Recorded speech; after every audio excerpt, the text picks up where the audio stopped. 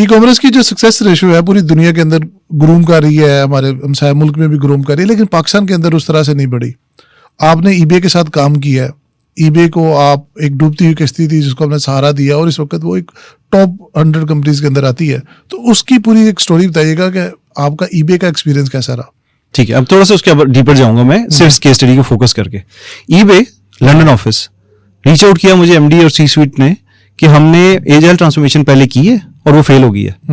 हमारी employ engagement यानी कि एम्प्लॉय मोटिवेशन हमने इंडिपेंडेंटली मेजर करवाई है, ENPS कहते हैं उसको, employee net promoter score, right.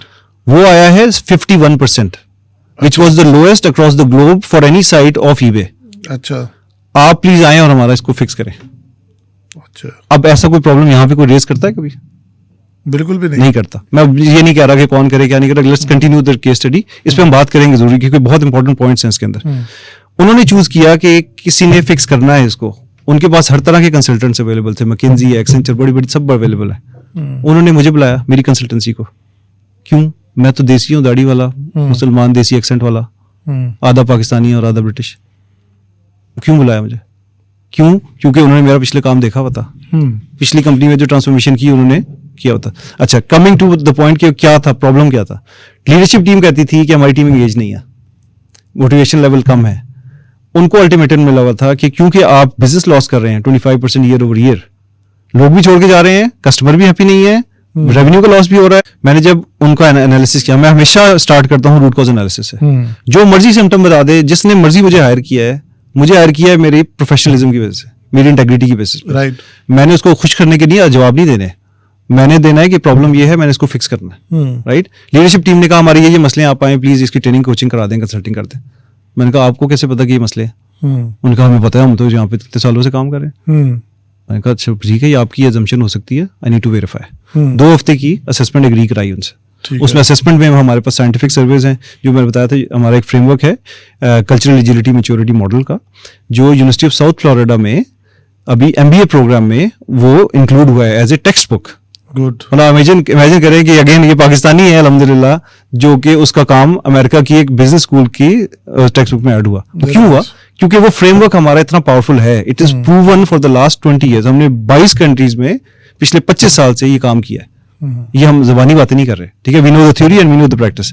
EBay में क्या किया कि उसको कहा कि मैं अपना रूट कॉज एनालिसिस करूंगा। मैंने ये सर्वे रन किए, उसके साथ हमारा बेंचमार्क हम करते हैं दुनिया की 3000 हाई परफॉर्मिंग टीम्स पे उनको, ठीक है। और बेंचमार्क के पैरामीटर्स होते हैं, 16 नॉर्म्स होते हैं, ठीक है। उन 16 नॉर्म्स में से आप जहां ऊपर नीचे परफॉर्म करते हैं, उसकी बेसिस पे हम कहते हैं अच्छा अब आपको इस स्पेसिफिक चीज में आप स्ट्रगल कर रहे हैं, हम आपकी इंटरवेंशन क्रिएट करेंगे विच इज अ ट्रेनिंग और अ वर्कशॉप, ठीक है। कंसल्टेंट होता है जो आपका प्रॉब्लम सॉल्व करके देता है। राइट। कोच ज्यादा मुश्किल काम है, लेकिन अच्छा कोच कभी अच्छा कोच नहीं बनता जब तक उसने बहुत सारी कंसल्टेंसी ना की हो। बिल्कुल ठीक है, ठीक हो गया। तो आप एमी उठ के कहते हैं मैं भी कोच, तो हो तू भी कोच मैं भी कोच, काम कुछ नहीं होना। राइट। Experience consultant. बड़ी जबरदस्त ईबे की एग्जांपल दी, और आई थिंक पाकिस्तान के अंदर भी और दुनिया में जितने भी बड़े बिजनेसेस हैं और जो ऑर्गेनाइजेशंस हैं, इनके अंदर इसी तरह से ही काम होना चाहिए। ना सिर्फ ये कि आप डाउन हो तो तब इस तरह से काम होना चाहिए, आम नॉर्मल हालात के अंदर भी ऐसे ही काम होना चाहिए। ईबे की जो उन्होंने बुलाया था, वो बुलाया था employee net promoter score fix करने के लिए, यानी एम्प्लॉय एंगेजमेंट का इशू सॉल्व करना था। अब दुनिया की टॉप ई कॉमर्स की कंपनी अमेज़न और 2 ही होते थे टोटल। सोचें कितनी बड़ी कंपनी, इतनी सक्सेसफुल, टॉप टैलेंट के साथ, demotivated staff, losing business and revenue every month and every year.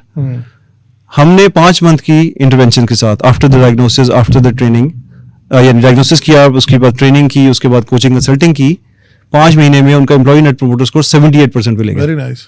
उनके बोनसेस मिले, उनका साइट हाईएस्ट पे चली गई, जो लोएस्ट पे थी पूरी दुनिया में, हाईएस्ट पे चली गई यूरोप में। यूरोप से लोग टीम्स लेके आते थे, बताइए भाई साहब किया क्या आपने, राइट। तो it was a lovely experience.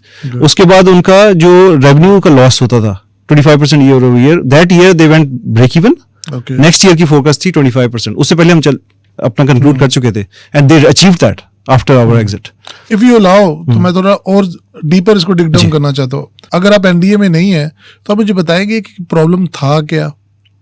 जी, सारा कोर इशू था ट्रस्ट का, और ट्रस्ट एस्टेब्लिश करना बहुत मुश्किल काम है। जब कल्चर में ट्रस्ट ना हो तो कोई ग्रोथ नहीं होती, क्योंकि you unlock your true potential when you feel कि हाँ अब मैं ट्रस्ट कर सकता हूँ। I have the ownership of the company. Exactly और आपको ट्रस्ट दिया जाता है और सब फील करते हैं ट्रस्ट, कोई एक्स्ट्रा रिटर्न में नहीं होता भाई ये तू ट्रस्ट ले ले। तो उसके लिए आपने क्या हाँ, फार्मूला? उसके लिए मैंने क्या किया, लीडरशिप टीम ने कुछ वादे किए थे जो डिलीवरी टीम से, वो पूरे नहीं किए और बताया भी नहीं। देखिए वादा पूरा ना कर सकना due to external reasons is valid.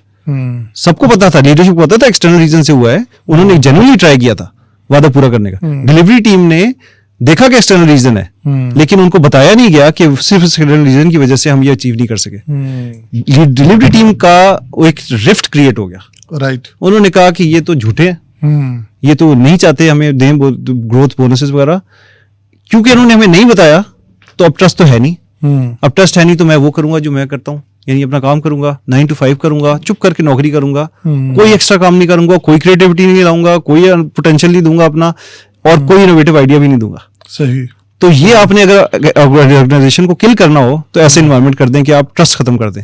Unfortunately Pakistan में ट्रस्ट बिल्कुल नहीं होता ऑर्गेनाइजेशन के अंदर। हर बंदे के ऊपर माइक्रो मैनेजमेंट हो रही है। वो कहेंगे भाई तुम्हें मैं घंटा आगे पूछूंगा इस घंटे में क्या किया तुमने, इस घंटे में क्या किया। अगर आप किसी को माइक्रो मैनेज कर रहे हैं इसका मतलब ट्रस्ट नहीं करते, और अगर ट्रस्ट नहीं करते तो गेम खत्म है। ऐसी है, बिल्कुल ऐसी है। क्रिएटिविटी के लिए तो आपको अगले को फ्रीडम देना पड़ेगा, खेलने के लिए उसको स्पेस देनी पड़ेगी। And until unless we are sitting in a media organisation, तो if you don't have the ownership of the thing, तो या तो फिर वो टिपिकल होगी या बिलो स्टैंडर्ड होगी। बिल्कुल ऐसे आप उसको ओनरशिप देंगे तो ही वो ऊपर जा सकते। 3 चीजें थी, autonomy, mastery and purpose. Autonomy होगी यही कि आपने लोगों को फ्रीडम देना है, वाई बता के, व्हाट बता के, हाउ उनको खुद फिगर आउट करने दे, माइक्रो मैनेजमेंट ना करें, उनसे कहें मुझे आउटपुट दो और आउटकम बताओ, मुझे नहीं परवाह कि तुम कैसे वहां तक अचीव करते हो, as long as you have integrity driven practices, अच्छी मेथोडोलॉजी यूज कर रहे हो, that's fine, I am happy, right, I trust you. Mastery में अगर वो एवरी डे कोई अपॉर्चुनिटी उसको नहीं मिल रही अपनी एनवायरमेंट में लर्निंग की, ग्रोथ की, टेक्नोलॉजी हो, नॉन टेक्नोलॉजी हो, मेथड हो, हेल्थ हो, स्लीप हो, सिखाना है, इंप्रूव कराना है, कंटिन्यूस इंप्रूवमेंट का journey is so rewarding to you, it motivates you. ठीक है, तो ऑटोनॉमी हो गई, मास्टरी हो गई, लास्ट पॉइंट था पर्पस। अब पर्पस में हमारे से ज्यादा क्या होगा कि हम मुसलमान हैं। अल्लाह ताला ने हमें हमारा पर्पस डिफाइन करके भेजा है कि औज़ुबिल्लाहि मिनश शैतानिर रजीम, वमा खलक़तुल जिन्ना वल इंसा इल्ला लियअबुदून, मैंने तुम्हें इंसान और जिन को एक्सेप्ट इबादत के नहीं भेजा। और इबादत को हम ट्रांसलेट कर लेते हैं वर्शिप में। इबादत ये हलाल रिस्क है।